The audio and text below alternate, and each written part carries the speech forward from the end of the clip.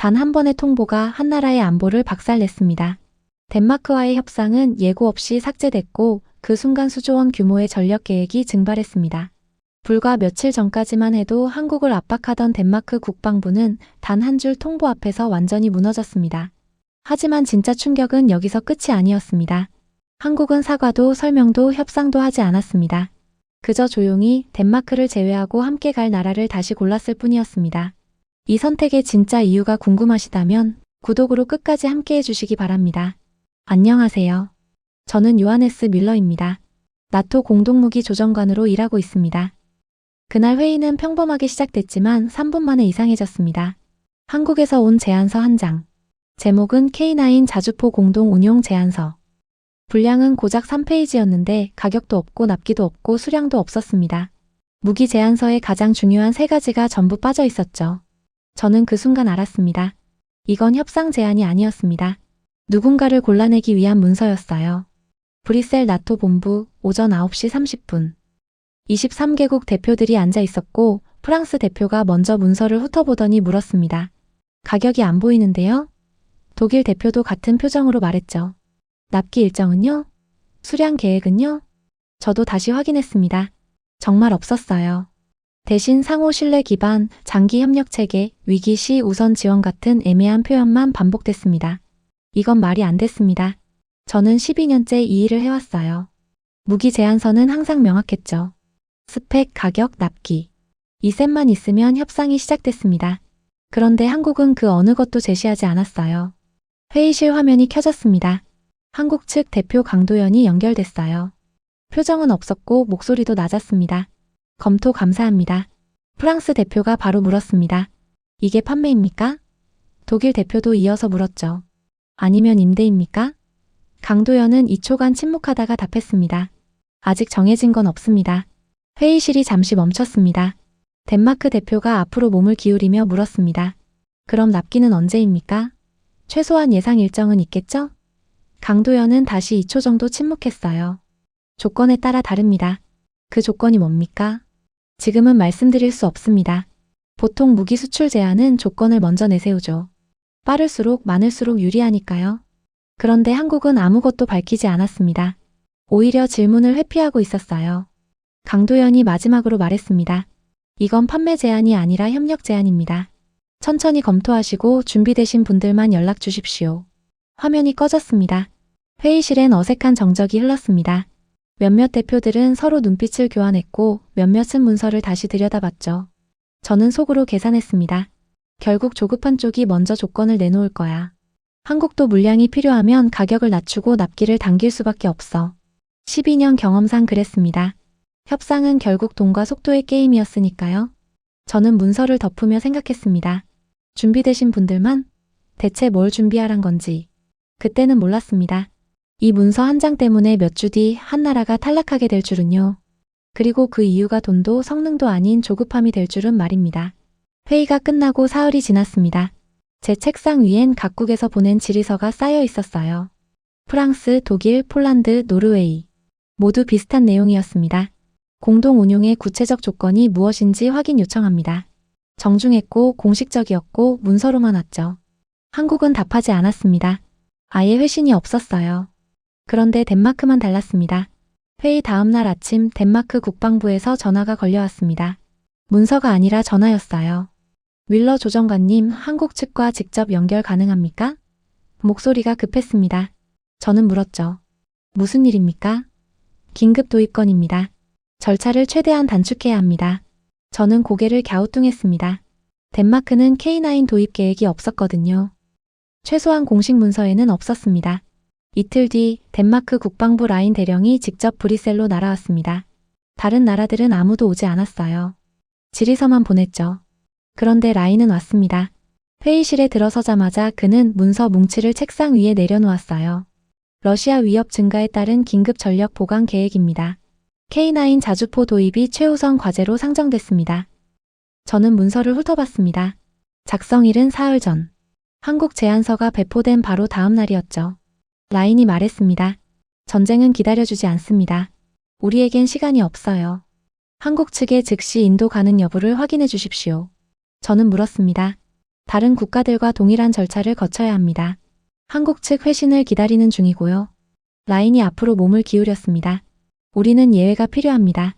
안보 상황이 다릅니다. 어떻게 다릅니까? 발트의 인접국입니다. 위협 수위가 다르다는 겁니다. 저는 침묵했습니다. 발트의 인접국은 덴마크만이 아니었어요. 폴란드, 리투아니아, 라트비아, 에스토니아 모두 같은 조건이었죠. 그런데 덴마크만 긴급을 주장하고 덴마크만 예외를 요구하고 있었습니다. 라인이 다시 물었습니다. 한국 측 담당자 연락처를 주십시오. 직접 협의하겠습니다. 저는 그 순간 멈칫했습니다. 개별 접촉 요청. 나토 규정상 제한되는 행위였어요. 라인은 그걸 알면서도 요구하고 있었습니다. 저는 고개를 저었죠. 공식 채널을 통해야 합니다. 개별 접촉은 규정상 불가능합니다. 라인의 표정이 굳었습니다. 규정이 전쟁을 막아주진 않습니다. 뮬러 조정관. 그는 자리에서 일어나며 말했습니다. 한국에 전달해 주십시오. 덴마크는 즉시 도입 가능 여부만 확인하면 됩니다. 가격은 협상 가능합니다. 아니, 가격은 상관없습니다. 저는 그날 오후 한국 측에 덴마크 요청을 전달했습니다. 강도연에게 이메일을 보냈죠. 덴마크가 긴급 도입을 요청했습니다. 회신 부탁드립니다. 48시간이 지났습니다. 한국은 답을 하지 않았습니다. 덴마크는 매일 전화를 걸어왔습니다. 확인됐습니까? 한국 측 입장은 뭡니까? 언제쯤 답을 들을 수 있습니까? 다른 나라들은 조용했습니다. 질의서를 보내고 회신을 기다리고 있었죠. 그런데 덴마크만 매일 전화를 걸었습니다. 저는 같은 대답만 반복했습니다. 아직 회신이 없습니다. 하지만 지금 와서 보니 그건 회신이 없던 것이 아니라 답을 하지 않기로 한 선택이었습니다. 그리고 덴마크는 그 침묵을 견디지 못한 첫 번째 나라였습니다. 일주일이 지났습니다. 한국에서 온 회신은 단 한 건도 없었어요.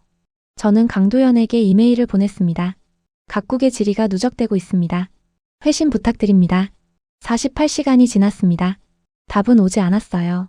그 사이 다른 나라들의 반응이 갈렸습니다. 독일 조정관이 제 사무실로 찾아왔습니다. 윌러 한국 측과 연락이 되나? 저는 고개를 저었죠. 안 됩니다. 독일 조정관은 어깨를 으쓱했어요. 그럼 기다리지 뭐. 급한 쪽은 한국 아닌가? 우린 시간 있어. 프랑스도 비슷했습니다. 질의서 한 통 보내고 조용히 기다렸죠. 그런데 덴마크는 달랐습니다. 라인 대령은 이틀에 한 번씩 전화를 걸어왔어요. 처음엔 정중했습니다. 윌러 조정관 한국 측 입장은 확인됐습니까? 아직입니다. 언제쯤 답을 들을 수 있습니까? 모르겠습니다. 72시간이 더 지났습니다.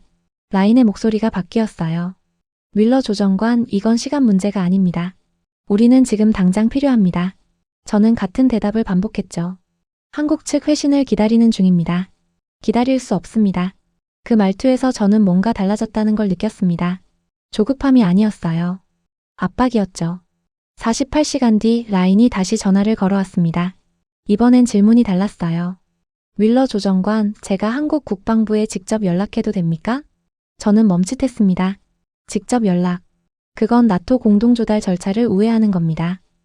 규정상 모든 접촉은 조정관을 통해야 했어요. 라인은 그걸 알고 있었습니다. 그런데 지금 그 선을 넘으려 하고 있었죠. 저는 천천히 말했습니다. 라인 대령, 그건 절차를 벗어나는 겁니다. 절차가 중요합니까? 아니면 안보가 중요합니까? 둘 다 중요합니다. 그래서 절차가 있는 겁니다. 라인은 대답하지 않았습니다. 몇 초간 침묵이 흘렀어요. 그리고 그는 말했습니다. 알겠습니다. 전화가 끊겼습니다. 너무 빨리요. 저는 수화기를 내려놓으며 생각했습니다. 알겠습니다라는 대답이 너무 짧았어요. 보통은 설명이 따라왔죠. 이해한다는 말이나 기다리겠다는 약속이나. 그런데 라인은 그냥 끊었습니다. 저는 그 순간 이상하다고 느꼈습니다. 한국은 일주일 넘게 아무 말도 하지 않았어요. 저는 혼잣말처럼 중얼거렸습니다. 왜 이렇게 조용하지? 제안서를 먼저 보낸 쪽이 침묵하고 있었습니다. 보통은 반대였죠. 제안한 쪽이 더 적극적이었으니까요. 그런데 한국은 듣기만 하고 있었습니다. 저는 문득 깨달았습니다. 이건 침묵이 아니었어요. 관찰이었습니다. 한국은 듣고 있었습니다. 누가 조용히 기다리는지, 누가 절차를 지키는지, 누가 조급해하는지. 그리고 덴마크는 지금 선을 넘으려 하고 있었습니다. 이틀 뒤 저는 뉴스를 봤습니다. 덴마크 일간지 한 곳이 기사를 냈어요. 제목은 한국 나토 국가의 무기 제한 후 침묵이었습니다. 기사 내용은 간단했죠. 한국이 K9 자주포 공동 운용을 제안했지만 이후 어떤 회신도 하지 않고 있다. 덴마크를 포함한 일부 국가들이 안보 공백을 우려하고 있다. 저는 기사를 읽으며 미간을 찌푸렸습니다. 이건 공식 발표가 아니었어요. 누군가 언론에 흘린 겁니다. 그날 오후 프랑스 조정관이 전화를 걸어왔습니다. 윌러, 덴마크 기사 봤나? 봤습니다. 저건 누가 흘린 거지? 모르겠습니다. 하지만 공식 채널이 아닌 건 확실합니다. 프랑스 조정관은 한숨을 쉬었어요. 이러면 안 되는 건데. 나토 공동조달은 비공개 원칙이야. 언론 플레이는 금지사항이고. 저도 알고 있었습니다. 나토 무기조달 협상은 모두 비공개로 진행됐어요. 각국이 개별적으로 조건을 협의하고 합의가 이루어진 후에야 공개했죠. 그런데 덴마크는 협상이 시작되기도 전에 언론에 흘렸습니다. 독일 조정관도 같은 날 오후에 연락을 해왔습니다. 윌러, 우리도 기사 봤어. 이거 심각한데? 저는 고개를 끄덕였죠. 압니다. 다른 국가들도 술렁이고 있어. 폴란드에서 문의가 왔고 노르웨이도 우려를 표했어. 저는 책상에 앉아 생각했습니다. 언론 기사 하나가 이렇게 파급력이 클 줄은 몰랐어요. 조용히 기다리던 국가들까지 흔들리기 시작했습니다. 저는 라인 대령에게 전화를 걸었습니다. 라인 대령, 오늘자 덴마크 언론 기사 보셨습니까? 라인은 잠시 침묵하다가 답했어요. 봤습니다. 그 내용은 공식 채널을 통하지 않은 겁니다. 문제가 될 수 있습니다. 윌러 조정관, 우리는 국민에게 설명할 의무가 있습니다. 안보 전력이 공백 상태인데 한국이 답을 안 하고 있다는 걸요? 저는 천천히 말했습니다. 그건 협상 과정입니다. 공개할 단계가 아닙니다. 절차보다 결과가 중요합니다. 라인의 목소리는 단호했어요. 전화를 끊고 나서 저는 불안해졌습니다. 언론 플레이. 이건 덴마크가 압박 수위를 올린 겁니다. 한국을 향해서가 아니라 나토를 향해서요. 저는 강도연에게 긴급 이메일을 보냈습니다. 덴마크 측이 언론을 통해 압박을 시도하고 있습니다. 상황이 복잡해지고 있습니다. 회신 부탁드립니다. 이틀이 지났습니다. 한국은 여전히 답하지 않았어요. 사흘 뒤 또 다른 기사가 나왔습니다. 이번엔 영국 언론이었어요. 한국 방산 유럽 시장 진입 전략 불투명. 기사는 한국의 침묵을 전략 부재로 해석했습니다. 제안은 했지만 후속 조치가 없다. 이건 신뢰 문제로 이어질 수 있다. 저는 그 기사를 읽으며 확신했습니다. 이것도 누군가 흘린 겁니다. 영국은 K9 도입에 관심이 없었거든요. 그런데 갑자기 비판 기사가 나왔습니다. 덴마크가 영국 언론까지 동원하고 있었어요. 독일 조정관이 제 사무실로 찾아왔습니다. 윌러, 이거 심각한데? 저는 고개를 끄덕였죠. 압니다. 덴마크가 언론을 동원하고 있어. 이건 명백한 규정 위반이야. 저도 그렇게 생각했습니다. 하지만 증거가 없었어요. 덴마크 정부가 직접 흘렸다는 증거는 없었습니다. 그저 정황만 있을 뿐이었죠. 저는 그날 밤 늦게까지 사무실에 남아 있었습니다. 창밖 브뤼셀은 어두웠고 책상 위엔 각국에서 온 문의 이메일이 쌓여 있었어요. 모두 같은 질문이었습니다. 한국은 언제 답할 겁니까? 저는 답할 수 없었습니다.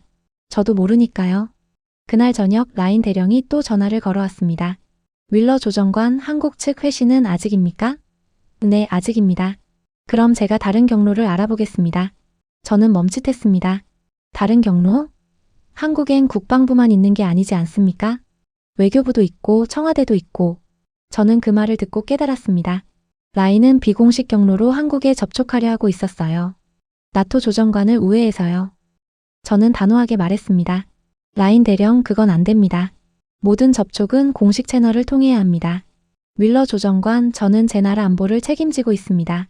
절차를 지키다가 전쟁이 나면 그때는 어쩌실 겁니까? 저는 대답하지 못했습니다. 라인의 논리는 틀리지 않았어요. 안보는 중요했습니다. 실제로 전쟁이 나면 절차는 아무 의미가 없었죠. 하지만 절차를 무시하면 나토 체계 자체가 무너졌습니다.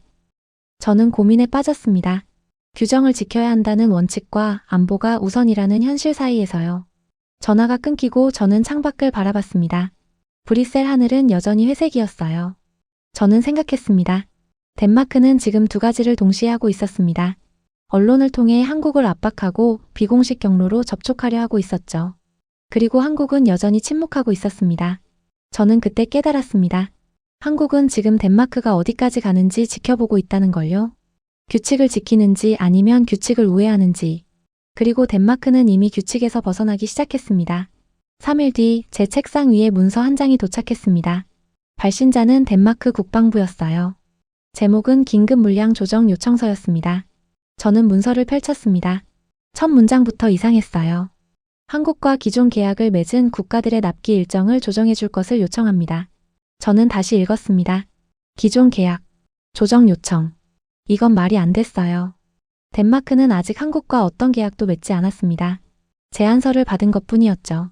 그런데 지금 다른 나라의 계약을 조정하라고 요구하고 있었습니다. 저는 문서를 계속 읽어 내려갔습니다.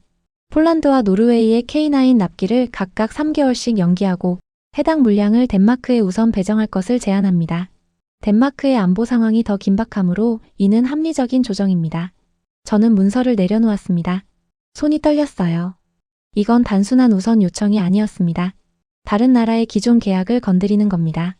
나토 공동조달에서 절대 해선 안 되는 행위였죠. 저는 즉시 독일 조정관에게 전화를 걸었습니다. 긴급입니다. 지금 제 사무실로 와주시겠습니까? 10분 뒤 독일 조정관이 도착했어요. 저는 문서를 건넸습니다. 독일 조정관은 문서를 읽더니 얼굴이 굳었습니다. 이건 미쳤군. 완전히 선을 넘었어. 저는 고개를 끄덕였습니다. 어떻게 해야 할까요? 폴란드와 노르웨이에 알려야지. 이건 그들의 계약을 침해하는 거야. 저는 그날 오후 폴란드 조정관에게 연락했습니다. 덴마크가 귀국의 납기 조정을 요청했습니다. 폴란드 조정관의 목소리가 차갑게 식었어요. 뭐라고요? 3개월 연기를 요청했습니다. 자국 물량을 우선 배정받기 위해서요. 폴란드 조정관은 몇 초간 침묵하더니 말했습니다. 윌러, 우리 계약은 작년에 확정됐어. 이미 예산이 편성됐고 부대 재편 일정도 짜여 있어. 3개월 연기하면 전체 계획이 무너져. 저는 알고 있었습니다. 무기 도입은 단순히 장비를 사는 게 아니었어요. 훈련 일정, 부대 편성, 예산 집행 모든 게 연결돼 있었죠. 납기를 조정한다는 건 전체 시스템을 흔드는 겁니다. 노르웨이도 마찬가지였습니다. 저는 노르웨이 조정관에게도 같은 내용을 전달했어요. 반응은 폴란드보다 더 강했습니다. 덴마크가 무슨 권한으로 우리 계약에 손을 대는 겁니까? 저는 대답할 수 없었습니다. 덴마크는 어떤 권한도 없었으니까요. 그날 저녁 저는 라인 대령에게 전화를 걸었습니다. 라인 대령, 오늘 보내신 문서 확인했습니다. 네, 윌러 조정관. 검토 부탁드립니다. 저는 천천히 말했습니다. 이건 불가능합니다. 기존 계약을 조정할 권한이 없습니다. 지금은 예외가 필요합니다. 라인의 목소리는 단호했어요. 예외요? 네. 덴마크의 안보 상황은 폴란드나 노르웨이보다 긴급합니다. 발트의 긴장이 고조되고 있고 러시아 위협이 증가하고 있습니다. 저는 한숨을 쉬었습니다. 라인 대령, 모든 나토 국가가 안보 위협에 직면해 있습니다. 그렇다고 다른 나라 계약을 빼앗을 순 없습니다. 빼앗는 게 아닙니다. 조정하는 겁니다. 조정이든 빼앗는 것이든 결과는 같습니다. 폴란드와 노르웨이의 계획이 무너집니다. 라인은 잠시 침묵했습니다. 그리고 말했어요. 윌러 조정관, 전쟁이 나면 계획은 의미가 없습니다. 지금 당장 무기가 있어야 합니다.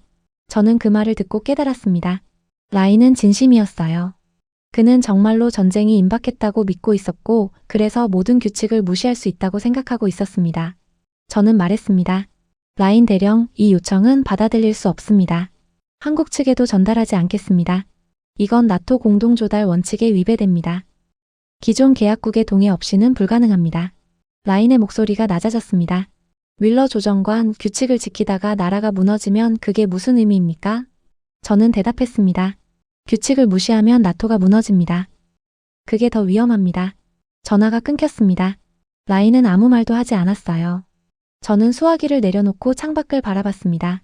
브뤼셀은 어두워지고 있었어요. 저는 생각했습니다. 덴마크는 이제 돌아올 수 없는 선을 넘었습니다. 언론 플레이도 비공식 접촉 시도도 문제였지만 이건 차원이 달랐어요. 다른 나라의 계약을 침해하려 한 겁니다. 그리고 한국은 여전히 침묵하고 있었습니다. 저는 문득 궁금해졌습니다. 한국은 이 모든 걸 알고 있을까? 덴마크가 여기까지 왔다는 걸 알고 있을까? 그날 밤 저는 강도연에게 마지막 이메일을 보냈습니다. 덴마크가 기존 계약 조정을 요구했습니다. 상황이 심각합니다. 48시간이 지났습니다. 한국은 여전히 답하지 않았습니다. 하지만 저는 알고 있었습니다. 한국은 모든 걸 보고 있다는 걸요. 그리고 덴마크는 방금 시험에서 완전히 탈락했습니다. 이틀 뒤 이메일이 왔습니다. 발신자는 강도연이었어요. 제목은 간단했습니다. 회신. 저는 이메일을 열었습니다. 본문은 단 3줄이었어요. 귀 조정관께. 귀국은 공동 운용 대상이 아닙니다. 감사합니다. 저는 화면을 멍하니 바라봤습니다. 공동 운용 대상이 아니다. 그 말은 탈락이었습니다. 20일 동안 아무 말 없던 한국이 단 3줄로 덴마크를 잘라냈습니다. 저는 다시 읽었습니다. 혹시 제가 잘못 본 건 아닐까 싶어서요. 하지만 내용은 같았어요. 귀국은 공동 운용 대상이 아닙니다. 이유도 없었습니다. 설명도 없었습니다. 그저 제외한다는 통보만 있었죠. 저는 손이 떨렸습니다. 12년 동안 나토 조정관으로 일하면서 이런 통보는 처음 봤어요. 수백 건의 계약을 중재했고 수십 개 국가의 협상을 조율했습니다. 협상이 결렬된 적도 있었고 조건이 맞지 않아 무산된 적도 있었죠. 하지만 한쪽이 일방적으로 상대를 탈락시키는 경우는 단 한 번도 없었어요. 저는 이메일을 출력했습니다. 종이로 확인하고 싶었어요. 화면이 아니라 실제 문서로요. 출력된 종이를 보니 더 명확했습니다. 3줄. 단 3줄로 끝이었습니다. 저는 의자에 앉아 종이를 다시 읽었습니다. 한 글자 한 글자 확인했어요. 혹시 제가 놓친 문장이 있나, 숨겨진 설명이 있나? 하지만 없었습니다. 그저 3줄뿐이었죠. 저는 즉시 독일 조정관에게 전화를 걸었습니다. 방금 한국에서 이메일이 왔습니다. 뭐라고 했어? 덴마크를 제외한답니다. 전화 너머로 침묵이 흘렀습니다. 3초쯤 지나서 독일 조정관이 물었어요. 이유는? 없습니다. 그냥 대상이 아니라고만 했어요. 이건 전례가 없는데. 정말 이유가 없어? 네. 3줄짜리 이메일입니다. 통보만 있고 설명은 전혀 없어요. 독일 조정관은 한숨을 쉬었습니다. 이건 뭔가 메시지야. 한국이 뭔가를 보여주려는 거야. 저는 프랑스 조정관에게도 같은 내용을 전달했습니다.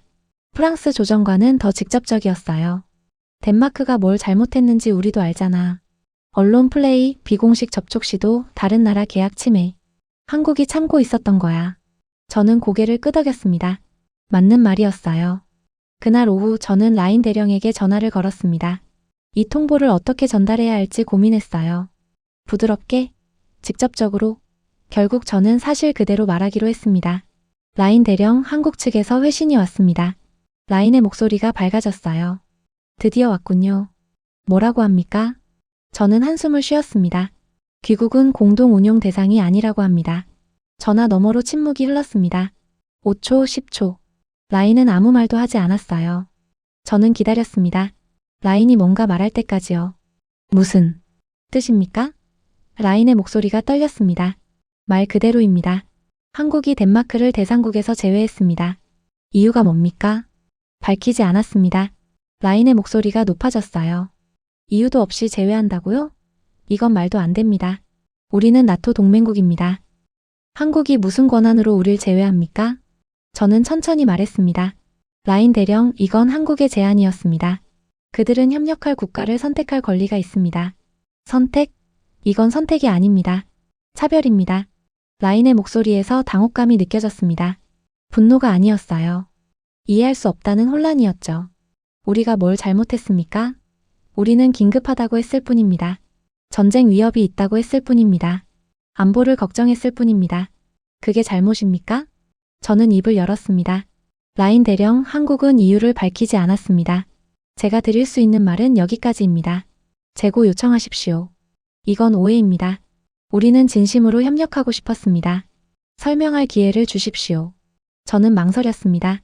재고 요청. 그럴 수 있을까요? 저는 말했습니다. 시도해보겠습니다. 하지만 기대는 하지 마십시오. 전화가 끊겼습니다. 저는 그날 오후 강도연에게 이메일을 보냈습니다. 덴마크 측이 재고를 요청하고 있습니다. 검토 가능하십니까? 48시간이 지났습니다. 한국에서 답이 왔어요. 이번에도 짧았습니다. 결정은 최종입니다. 저는 이메일을 보며 깨달았습니다. 한국은 처음부터 이 결과를 예상하고 있었어요. 덴마크가 어떻게 행동할지, 어디까지 갈지 모두 지켜보고 있었습니다. 그리고 덴마크는 예상대로 움직였습니다. 조급해했고 규칙을 무시했고 다른 나라의 계약을 침해하려 했죠. 저는 그때 깨달았습니다. 이건 무기 계약이 아니었어요. 시험이었습니다. 한국은 K9을 팔려던 게 아니었습니다. 전쟁이 나도 신뢰할 수 있는 나라를 골라내려 했던 겁니다. 덴마크는 그 시험에서 탈락했습니다. 그것도 완전히요. 일주일이 지났습니다. 덴마크 탈락 소식은 나토 내부에서 조용히 퍼졌어요. 공식 발표는 없었습니다. 하지만 각국 조정관들은 알고 있었죠. 저는 그 일주일 동안 계속 생각했습니다. 왜 한국은 이유를 밝히지 않았을까? 왜 덴마크만 탈락시켰을까? 그날 강도연에게서 이메일이 또 왔습니다. 제목은 면담 요청이었어요. 본문은 간단했습니다. 내일 오전 10시 화상회의 가능하십니까? 저는 즉시 답했습니다. 가능합니다. 다음날 오전 10시. 저는 회의실에 앉아 화면을 켰습니다. 강도연이 연결됐어요. 그는 여전히 무표정했습니다. 윌러 조정관 시간 내주셔서 감사합니다. 저는 고개를 끄덕였습니다. 말씀하십시오. 강도연은 잠시 침묵하더니 말했습니다. 덴마크 건에 대해 설명이 필요하다고 판단했습니다. 저는 앞으로 몸을 기울였습니다. 듣고 싶습니다. 강도연은 화면 너머로 문서 하나를 공유했어요. 제목은 공동운용 평가 기준이었습니다. 저는 문서를 열었습니다. 첫 페이지에 항목들이 나열돼 있었어요. 1. 공식 채널 준수 여부. 2. 언론 통제 여부. 3. 기존 계약 존중 여부. 4. 절차 준수 여부. 5. 위기시 규칙 준수 여부. 저는 문서를 읽으며 멈칫했습니다. 이건 평가표였습니다. 강도연이 말했습니다. 윌러 조정관, 우리는 K9을 팔려던 게 아닙니다. 저는 화면을 바라봤습니다. 강도연은 계속 말했어요. 우리는 전쟁이 났을 때 끝까지 함께할 나라를 찾고 있었습니다. 무기는 평시에 파는 게 아닙니다. 전시에 지원하는 겁니다. 저는 천천히 고개를 끄덕였습니다. 강도연이 문서를 넘겼습니다. 이번엔 덴마크 항목이었어요. 덴마크는 5가지 기준을 모두 위반했습니다. 저는 문서를 읽었습니다. 1. 공식 채널 우회 시도 마이너스 직접 연락 요청. 2. 언론 통제 실패 마이너스 비공개 협상 내용 유출. 3. 기존 계약 침해 시도 마이너스 타국 물량 조정 요청. 4. 절차 무시 마이너스 예외 요구 반복. 5. 위기시 규칙 붕괴 마이너스 안보 명분으로 모든 원칙 무시. 저는 화면을 보며 깨달았습니다. 한국은 처음부터 지켜보고 있었어요. 덴마크가 뭘 하는지 어떻게 반응하는지 전부요. 강도연이 말했습니다. 윌러 조정관, 전쟁이 나면 모든 나라가 조급해집니다. 물량이 부족하고 시간이 없고 규칙을 지킬 여유가 없어집니다. 저는 고개를 끄덕였습니다. 그때 우리가 필요한 건 규칙을 지키는 나라입니다. 급해도 절차를 따르는 나라. 자기 물량이 부족해도 다른 나라 것을 빼앗지 않는 나라. 그런 나라만이 전시에도 신뢰할 수 있습니다. 저는 그 말을 듣고 숨이 막혔습니다. 이건 무기 계약이 아니었군요. 제가 중얼거렸습니다. 강도연은 고개를 끄덕였습니다. 맞습니다. 이건 신뢰 검증이었습니다. 저는 물었습니다. 그럼 다른 나라들은요? 프랑스, 독일, 폴란드, 노르웨이는요? 강도연은 문서를 넘겼습니다. 이번엔 다른 국가들 항목이었어요. 프랑스 마이너스 공식 지뢰 1회, 이후 대기. 언론 통제 유지. 평가 통과. 독일 마이너스 공식 지뢰 1회, 이후 대기. 절차 준수. 평가 통과. 폴란드 마이너스 공식 지뢰 1회, 타국 계약 존중. 평가 통과. 노르웨이 마이너스 공식 지뢰 1회, 조용히 대기. 평가 통과. 저는 문서를 보며 이해했습니다. 다른 나라들은 모두 기다렸어요. 조급해하지 않았고 규칙을 어기지 않았고 다른 나라를 침해하지 않았죠. 오직 덴마크만 달랐습니다. 강도연이 말했습니다. 윌러 조정관, 우리는 침묵으로 압박했습니다. 일부러 답하지 않았고 일부러 조건을 밝히지 않았습니다. 누가 그 침묵을 견디는지 보려고요. 저는 고개를 숙였습니다. 그래서 20일 동안 아무 말도 안 하신 겁니까? 네. 침묵은 가장 강한 압박입니다. 급한 나라는 견디지 못합니다. 규칙보다 결과를 택하게 되죠. 저는 한숨을 쉬었습니다. 덴마크는 그걸 견디지 못했고요. 맞습니다. 덴마크는 사흘 만에 전화를 걸었고, 일주일 만에 방문했고, 2주 만에 언론을 동원했고, 3주 만에 다른 나라 계약을 건드렸습니다. 저는 그 타임라인을 떠올렸습니다. 정확했어요. 덴마크는 정말 그렇게 움직였습니다. 강도연이 마지막으로 말했습니다. 윌러 조정관, 우리는 무기를 많이 팔고 싶지 않습니다. 신뢰할 수 있는 나라에게만 팔고 싶습니다. 왜냐하면 전쟁이 나면 우리는 그 나라들과 끝까지 함께해야 하니까요. 저는 그 말을 듣고 깨달았습니다. 한국은 K9으로 돈을 벌려던 게 아니었어요. K9으로 동맹을 시험하려 했던 겁니다. 그리고 덴마크는 그 시험에서 떨어졌습니다. 화면이 꺼졌습니다. 저는 의자에 앉아 창밖을 바라봤습니다. 브뤼셀 하늘은 여전히 회색이었어요. 저는 혼잣말처럼 중얼거렸습니다. 이건 무기 판매가 아니었어. 동맹 선별이었어. 그리고 저는 이해했습니다. 왜 한국이 침묵했는지, 왜 조건을 밝히지 않았는지, 왜 덴마크를 단 3줄로 잘라냈는지. 전쟁이 나도 규칙은 지켜져야 합니다. 그게 한국의 메시지였습니다.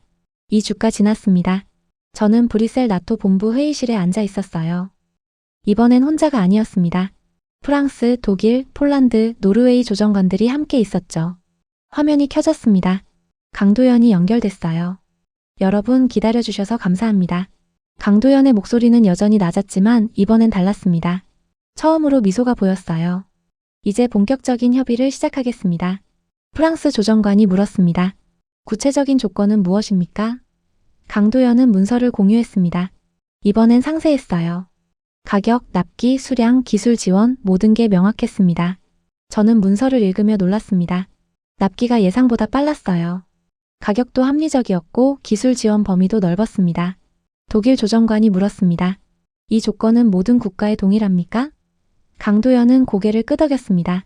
네. 여러분은 모두 같은 조건입니다. 폴란드 조정관이 말했습니다. 우리 기존 계약은 어떻게 됩니까? 그대로 유지됩니다.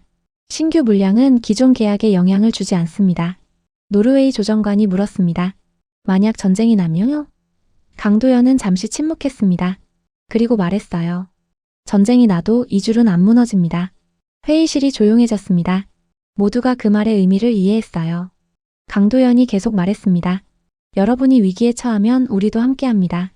물량을 늘리고 납기를 당기고 지원을 강화합니다. 하지만 규칙은 지켜집니다. 프랑스 조정관이 물었습니다. 규칙이요? 네. 공식 채널, 절차 준수, 기존 계약 존중. 이 3가지는 전시에도 유지됩니다. 저는 그 말을 듣고 깨달았습니다. 한국은 전쟁 중에도 질서를 유지하려 하고 있었어요. 혼란 속에서도 규칙을 지키려 했습니다. 독일 조정관이 말했습니다. 이해했습니다. 그럼 계약 절차는 언제부터 시작합니까? 오늘부터 가능합니다. 저는 놀랐습니다. 오늘부터요? 네. 여러분은 이미 검증됐습니다. 추가 절차는 필요 없습니다. 저는 그제야 이해했습니다.